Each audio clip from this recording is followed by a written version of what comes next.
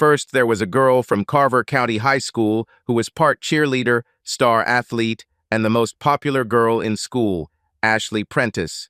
Ashley is the daughter of Marilee and Owen Prentice, one of the richest couples in the city. Marilee was the chairman of most of the well-known charities in the city, not because she was involved in charity, but because of the status it gave her. Owen owned more than 50% of the shares of Normal Trust, the largest and most prestigious bank in the city, as well as all or part of several merchant businesses on Main Street. Ashley and Marilee were the most beautiful women in their age groups in Normal and Carver County and many surrounding towns. Ashley's older brother by 2 years, Storm is his nickname. His real name is Reginald. He hates it. He is different from other family members. Kept a low profile, played football like any other healthy male teenager at Carver High School, but didn't strive for fame, fortune, or image. He left town for college and stayed there, eventually becoming a lawyer in the big city. Although Ashley's parents loved her, they never taught her humility, empathy, and mercy qualities that they themselves lacked. This led to Ashley not being very kind to many of her classmates' children who were not part of the popular group, one of whom was Billy Thompson. Billy was a fairly harmless child. He was not particularly good-looking, was short for a boy his age, and was not burly enough to play football in high school. For this reason, the boys from Carver's school often joked about him. The head quarterback of the football team was in charge of Jack Austin. Although Billy's parents were not poor, they did not have much free income, so he sometimes lacked material goods. However, to his complete dismay, Billy fell head over heels for Ashley. Billy and Ashley were in the same grade, junior high, when this story began.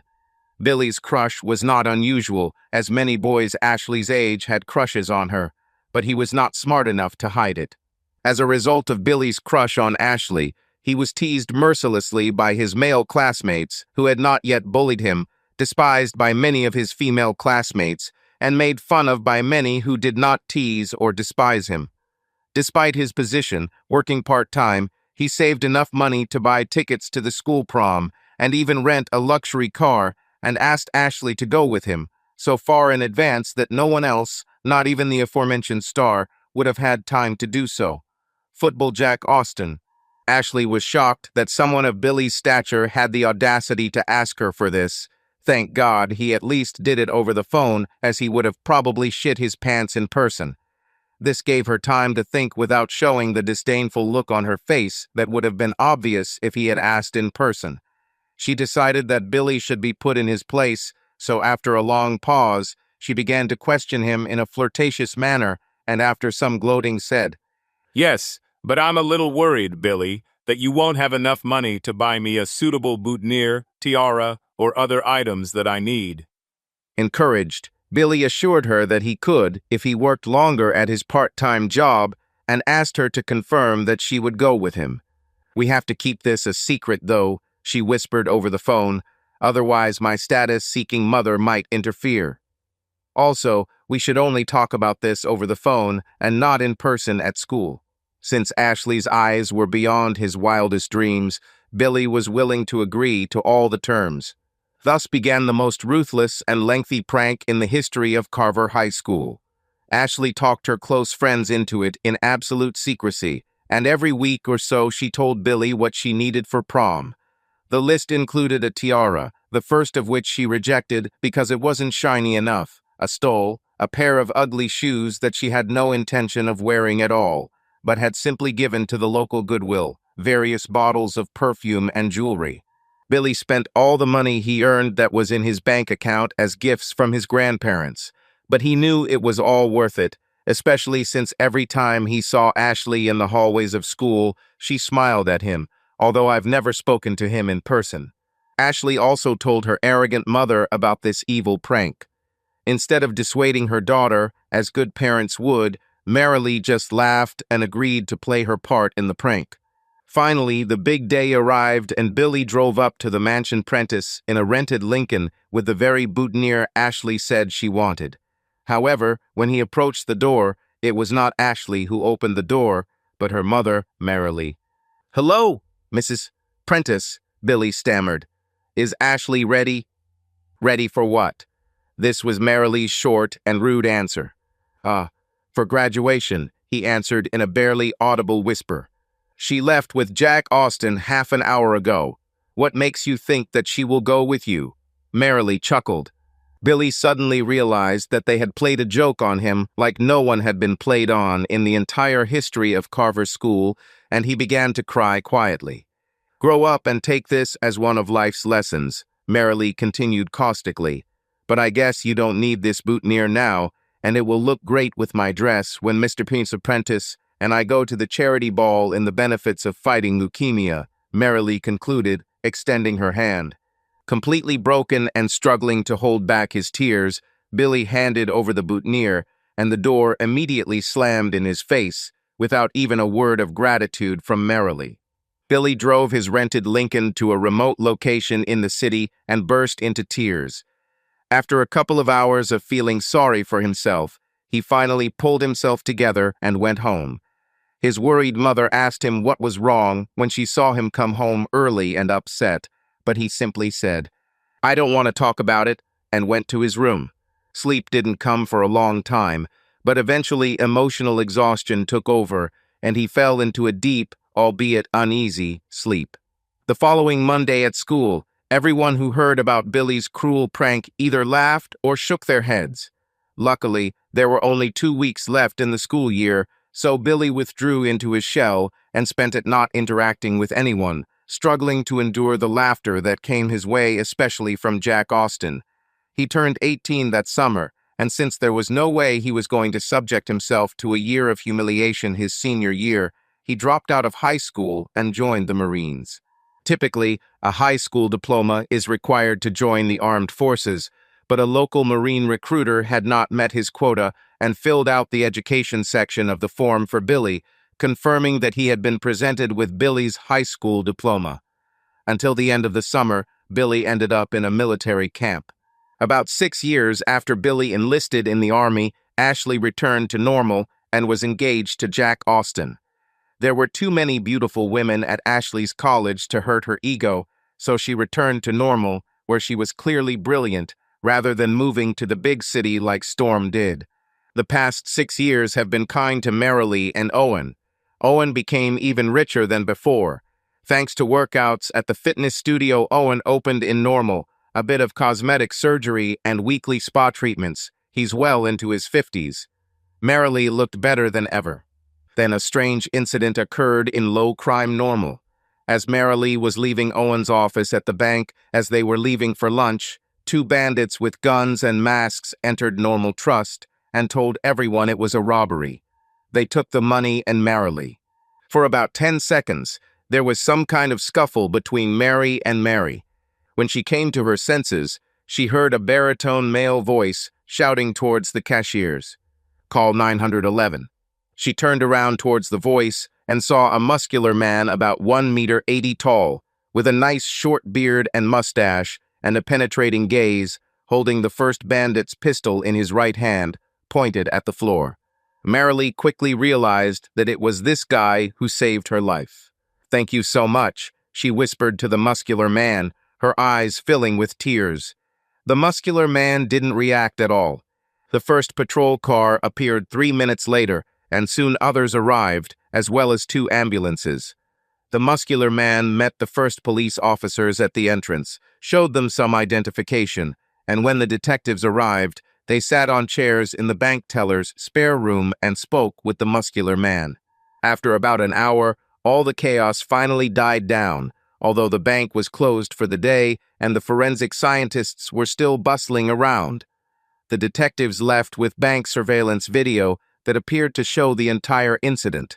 Almost all this time, Owen and Marilee sat in an embrace. When everything calmed down, Owen asked the detective who was the last to leave, "Who was the guy who foiled the robbery and saved my wife?" "I didn't have a chance to thank him." "His name is William Thompson," the detective answered. "Where is he from?" asked Marilee. "I don't think I've ever seen him before." "Said he was born and raised here, recently discharged from the Marines, works at an electronics plant outside of town, and lives temporarily with his parents on Appleton Street. Marilee suddenly had a strange expression on her face. "You mean Billy Thompson? He looks completely different from what I remember. I know his name is William Thompson, but I don't know if his name was Billy. He didn't call himself that. But come to think of it, didn't someone pull a terrible prank on a boy named Billy Thompson at Carver High School 5 or 6 years ago?" Owen and Marilee looked at each other. "I do not remember." "Thank you very much, Detective. I'll get back to you," Owen replied. Of course, for the next few days, the only topic of conversation in the city and local social networks was the foiled bank robbery. The local newspaper devoted its entire front page to the event in the next day's edition, despite the fact that neither the reporter nor the editor could contact William Thompson. All they had was what the detective had told Owen and Marilee. He grew up in Normal, had just gotten out of the Marines, and was now back in town, even though his parents denied he lived with them. In fact, William Thompson is the former Billy Thompson. Since leaving Normal after high school, he had grown 7.5 centimeters and gained 11 kilograms of muscle, which was due to a growth spurt, service in the Marines where he received a Silver Star, and a commitment to physical fitness. Many tried to contact him, but to no avail. No record could be found of him owning or renting a house or apartment in Carver County, where Normal is located, and the electronics plant where he works only acknowledged that he was an employee, but worked in a secure area of the plant where there is no public access, and the employer is willing to provide it to the public only if he agrees, and he did not agree. Owen and Marilee consulted with Ashley, to whom they told everything, although by that time the video recording of the incident made by the bank had spread all over social networks, and was even shown on one of the TV channels available to the residents of Normal from a city located only 60 miles away. Marilee, and to a lesser extent Ashley, began to have remorse. This was quite unusual for Marilee, almost unique in her life. However, the bandit's words to her, as he grabbed her throat with his hand, haunted her, and were reinforced by what the bandit admitted to when he pleaded guilty to avoid the death penalty for the death of his associate while committing a serious crime. She obsessively tried to thank William Thompson and apologize for what was done to him 6 years ago, with a persistence that was astonishing, even considering her always persistent nature. After 2 months, Marilee was finally able to talk to William's parents, and through them get a promise from him to meet her. She wanted to host a gala dinner for the entire Normal community that would honor the year's most significant civic achievements, and William would obviously receive the highest honor. On Saturday morning, Marilee drove to a remote part of Carver County, where William had purchased a fully insulated and modern cottage in the name of an LLC in which he was the only member, which was why property in his name could not be found in the county. Marilee was dressed beautifully, but modestly. When she arrived, William was standing in front of the cottage, shirtless, chopping wood. Without a shirt, his muscular torso looked even more impressive than in the bank. When Marilee got out of the car, William stopped chopping and put on a tight t-shirt. Approaching him, Marilee did not feel her usual confidence. He didn't greet her, didn't smile, or show any other signs of warmth. "Thank you for agreeing to meet with me, William," she said hesitantly, forcing herself to smile. His only answer was, "Let's go to the house." When he deftly entered his cottage and did not hold the door for her, she realized that the meeting might be unpleasant. Walking inside, she was struck by the home's decor and how bright it was, thanks in no small part to the skylight at the south end of the roof. "Can I offer you something to drink?" William asked without emotion. Considering that she was nervous, even though it was not yet noon, Marilee responded, "Do you happen to have any white wine?" "There is a Cloudy Bay Sauvignon Blanc from New Zealand," he replied, shocking her to the core, since it was her favorite white wine, which was difficult to find in Normal. "That would be great," she replied. She noticed that William only took a can of soda for himself. Marilee started small talk with William about when he came to town, what he did in the Marine Corps, where he had been, etc. Nervous all this time, she continued to drink wine, since every time he filled her glass when it was almost empty.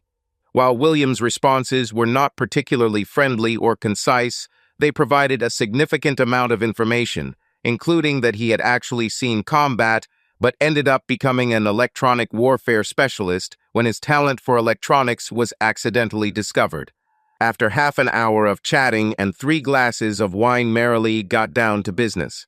"William, I want to thank you for saving me in the bank. I don't know if you heard what that bandit said to me when he grabbed me." "I heard." William waved him off. "I have no doubt that he would carry out his words." Merrily winced. "That's why I did what I did. I didn't care about stealing money, but what he threatened you with is a completely different situation. I couldn't stay away, even if it was you," he said. His words deeply affected Merrily. She thought about them many times after that incident, but when she heard someone else say them, she was shocked to the core so much so that she drank her 4th glass of wine in one gulp. And the words, "even if it was you," hurt even more. "You recognized me?" she asked. "Certainly. It's hard to forget you, Mrs. Prentice, not only because you look very good, but also because you were the rudest person in my life apart from your daughter Ashley and her boyfriend Jack, so your image is kind of imprinted in my memory." "Well, everything is open, and now there is no need to try to avoid this topic." Contemplating her answer, Merrily looked intently into William's eyes. They were the most intense and hypnotizing she had ever seen in her life. His physical transformation from a harmless 17-year-old boy who showed up at her door 6 years ago, given his time in the Marines and growing up, was understandable. But why hadn't she noticed those eyes before? Maybe because there were tears in them then, and maybe they have changed too. I really don't know what to say," she stammered, holding his gaze. "I don't think Ashley and I could have been any more cruel to you. I always regretted this." "But when did you regret it?" "After I saved your ass. Of course, not before, because I never received an apology from you." Measured, I realized that he was probably right. She hardly remembered that evening until the moment when he saved her. Merrily muttered a few more apologies, receiving mostly curt replies or just stares from William. After she had finished her 5th glass, now having finished the entire bottle, she asked, "Can I somehow make amends?" "Yes, but you won't agree to this," he answered harshly. But she agreed. William seemed interested in her calming down for the first time when he asked, "I'm glad you came to me, Mrs. Prentice, but I'm not sure you told me the real reason for your coming." "After the last hour and a half, you can certainly call me Merrily," Merrily said carefully. Merrily pulled herself together and, sighing, said, "Besides the apology, I wanted to ask you to attend the awards ceremony for everyone in Normal and accept the civilian award you received for stopping the bank robbery and saving me." William shrugged and said, "I don't really like awards. You can carry out the ceremony without me. I know you may feel awkward, but I promise you will feel as welcome as possible, and many in the community actually want to thank you. Please come." William's gaze became serious. "I don't think you're ready to pay for me to come." "Name the price. I'm sure we can work something out." He looked down at her and said, "You can either come here one more time or 2 more times. Choose, otherwise I won't go." Merrily was not used to the fact that she was not in control of the situation, and now she was furious. "You are incredibly arrogant, so don't come to the award ceremony. I'm sure we can find someone more worthy," she snapped, turning to leave. She burst into her Mercedes, threw a dagger look at William, who was sitting on the porch with a satisfied expression on his face, and drove out of there. When Merrily drove home, her head was even more disorganized than when she went to William.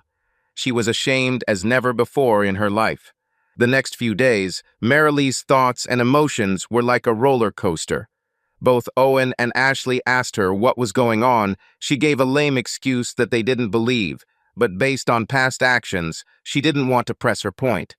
Sometimes Merrily was embarrassed, sometimes angry, sometimes despondent, and then determined. The little thing was that she received his mobile phone number from William, but only on the condition that she would not share it with anyone. After 3 days of poor sleep and anxiety, during which she canceled several meetings with charities she worked with, she called him. "William Thompson is listening." William, this is Marilee Prentice. Nice to hear from you, Mrs. Prentice. I wanted to ask if I could come to your cottage to talk a little more and convince you to accept the reward. How about Saturday at 8 in the morning? William asked. Marilee was glad that there was no hint of arrogance or conceit in his tone. Yes, that would be great. See you then, she swallowed hard. When Marilee arrived at William's hut at 0751, he opened the door for her without waiting for a knock. Since you have already arrived, I will come to the award ceremony. When, where, and what time? Marilee smiled. I will contact you to clarify the details, certainly within the next month. For some reason, Marilee found it necessary to visit William every Saturday for the next month to discuss some aspects of the awards ceremony. During the discussion, William told Marilee in no uncertain terms that if Ashley was at the ceremony, she should not approach William or try to talk to him under any circumstances. Measured agreed. Finally, the momentous evening arrived. Despite William's assurances that he would definitely come, Marilee was still nervous that he might not be there to get back at her for the evil prank she had helped pull on Ashley 6 years ago. She hoped that their relationship, which William enjoyed as much as she did, would eliminate the awkwardness of his absence. When it was almost time for the presentation and William was still not there, Marilee was very worried, especially since she could not reach William on his mobile phone, and breathed a sigh of relief when, 10 minutes before the start of the presentation, he walked through the door with his parents and sauntered up to the head desk, sat down and even shook hands with Owen when he had his first opportunity to thank him in person since the incident at the bank. William was humble and gracious as he accepted the evening's highest award from Mayor Normal, saying he did the right thing and did only what he had to do. While Marilee and Owen enjoyed the rest of the evening as people socialized at the open bar after all the presentations, Ashley and Jack were out of their element. People seemed to try to avoid them, not forgetting the rumors about how badly they had treated William. Adding to their sense of discomfort was the fact that Marilee had made it clear to Ashley that she should not approach or try to talk to William. Not even remotely aware that Marilee was dating William, Ashley was outraged that he forgave Marilee but not her. The situation became even more awkward when Jack, already half drunk, walked up to William and, holding out his hand, said, "Listen, dude, let's forget the past." William looked at him with a growl, glanced contemptuously at his hand, and walked away. This resulted in Jack drinking himself to death. Ashley didn't want Jack to drive them home, and considering how much she had drunk, she didn't want to drive. "Let's call a taxi or ask Mom and Dad to take us home," she begged. Although she and Jack were not yet married, they were engaged and living together. "No, damn it," he answered angrily. "I'm able to drive a car." Against her better judgment, she got into Jack's Tesla to keep the peace. William left the ceremony to take his proud parents home shortly before Jack and Ashley left. He was driving at top speed and was upset when a Tesla sped past, going where the double yellow line was and appearing to lose control. "This guy is a walking accident just waiting to happen," his mother complained. They had driven less than half a mile when they turned a sharp corner and saw that the Tesla had crashed into a tree. A car traveling in the opposite direction stopped, and its driver got out to look at the accident. William got out of the car and went to see if he could help. The driver of the other car shouted, "Be careful, electric cars can catch fire." William looked into the car and saw that the airbags had deployed. The people were most likely still alive, but unconscious, and he could already hear cackling. He managed to open the driver's side door and unbuckle the seat belt. He pulled the driver out and carried him a good 15 meters. Then he returned for the female passenger. The passenger side door was not working, and the passenger seat belt was jammed. William returned to his car, took out a knife, cut the seat belt, and pulled the woman out just as the car began to be consumed by flames. Both he and the woman received minor burns, but nothing serious, but a few more seconds and the situation would have been dire. An ambulance and police arrived. State law allows police to take blood samples without the person's consent in an accident involving serious property damage or injury. Of course, Jack and Ashley were in the Tesla, still unconscious when they were taken away in the ambulance. At that moment, due to darkness and other circumstances, William did not know that the people he saved were Jack and Ashley, although he suspected it. Police interviewed William, his parents, and the other driver, whose wife filmed scene on your iPhone. William was treated by a paramedic at the scene, but because the burns were only first degree and involved a small part of his body, he refused to be transported to hospital. On Monday, 2 days later, the car accident made the front page of the local newspaper. The video was circulated on social media on Monday. Accompanying the newspaper's front page article was a photograph apparently taken from a video of William carrying Ashley to safety as a car burned in the background. That William, only a few hours earlier, had received the city's highest award for bravery, and now repeated another act of heroism, was regarded as one of the most astonishing circumstances in the history of normal. On the phone Monday night, Marilee thanked William sincerely and heartfelt for saving her little girl. "I didn't know it was Ashley and Jack at the time," he said. "But you would have saved them anyway, wouldn't you?" asked Marilee. "Yes, of course I did," William replied, slightly offended that Marilee even asked about it. "There's a big difference between playing an evil prank and letting people die." They discussed how Ashley was doing in the hospital. Her and Jack's injuries were not life-threatening and would be released in a day or two, and how the awards ceremony went. Marilee then asked, "Is it okay if I come to you on Saturday morning?" William didn't have to think about it for long. Even though he couldn't wait to start dating again, now that he was settled in normal, having one of the two most beautiful women around, even if she was 50 years old, was very nice. "Is 8 in the morning normal?" he asked. "See you then," Marilee answered. When Ashley and Jack left the hospital, their relationship changed, partly because Jack ignored Ashley's request not to drive, and now he faces penalties for drunk driving, after having already been convicted of drunk driving has become a really serious matter. When Ashley read the newspaper article about who saved her and saw the video on social media, she was not only embarrassed, but depressed and ashamed. Like Marilee, she was her daughter. After all, she felt remorse for the way she had treated William in the past, and felt a strong need for him to accept her gratitude for saving her and forgive her for her past misdeeds. However, as in the case of Marilee, he refused to answer her calls, although she extracted his phone number from her mother. 3 weeks after leaving the hospital, Ashley returned home, and she and Jack took a break. Jack hoped it wouldn't be forever, but Ashley was already starting to think it might just be forever.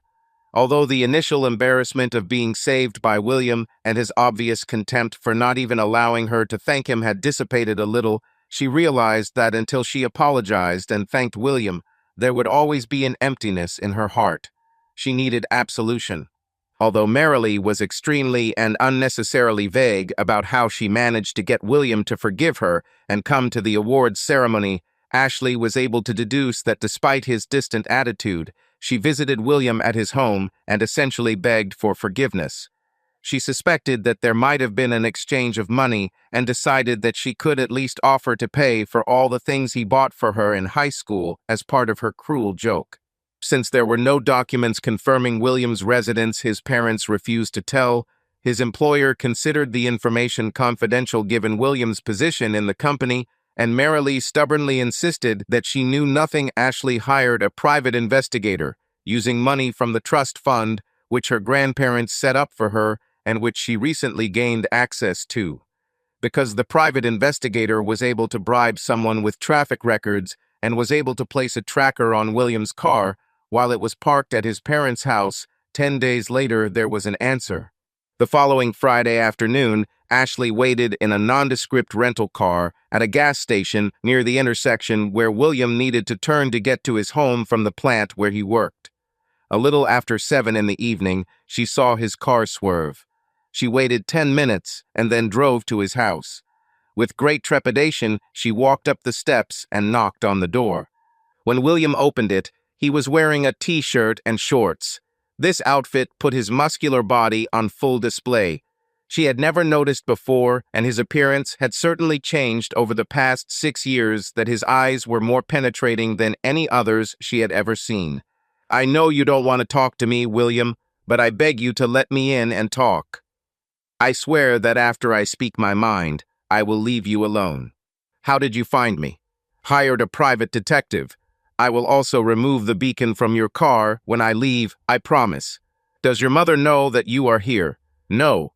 She would never tell me where you lived, or even if she ever visited you here, which I assume she did, since you seem to have forgiven her for the part she played in that evil joke I played on you 6 years ago. Please, William." Without saying a word, William opened the door and stepped aside so she could enter. As soon as she crossed the threshold, he asked, "Would you like something to drink? If it's not too much trouble and you have a glass of wine, that would be nice."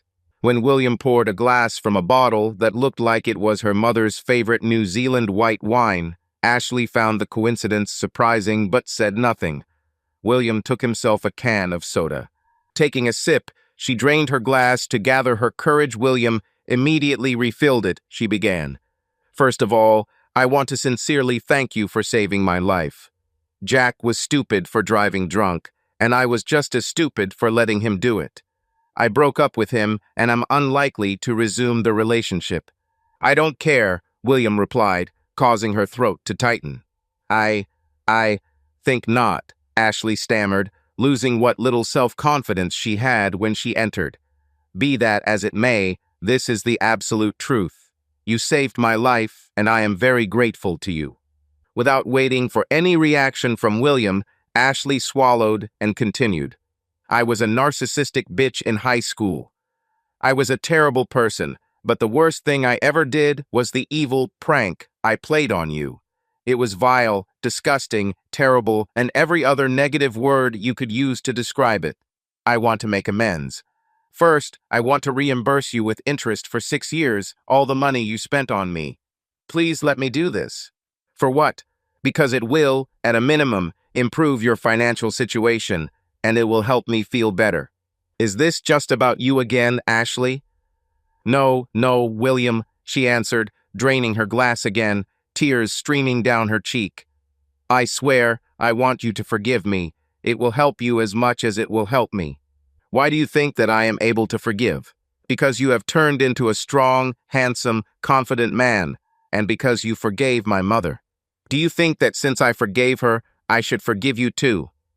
"Yes, I will do everything necessary for this forgiveness." "Indeed?" William asked, standing up and looking into Ashley's eyes like a cobra looking at a squirrel. Yes, she stammered. 2 hours later, Ashley fell asleep in William's arms. Before he fell asleep, William thought, "I wonder what the reaction will be when Merrily comes here tomorrow morning at 8 o'clock.